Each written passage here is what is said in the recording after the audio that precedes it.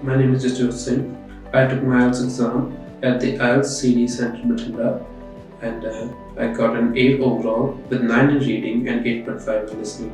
I gave this exam to be eligible for my higher studies in Australia. I choose IELTS because it is accepted everywhere in the world. It is hard to name a country which does not accept IELTS as an English proficiency test. Personally, I took 1 month of coaching and did a lot of practice online through the mock tests, and I incorporated English in my daily language, in my daily lifestyle, as I switched my entertainment mode from other languages to English, and I started book reading, which also helped me a lot to gain my score. At the end, I would like to say that if I can score such a good score, so can anyone else. IELTS is not hard, it is a rumor, you just need to take the correct approach.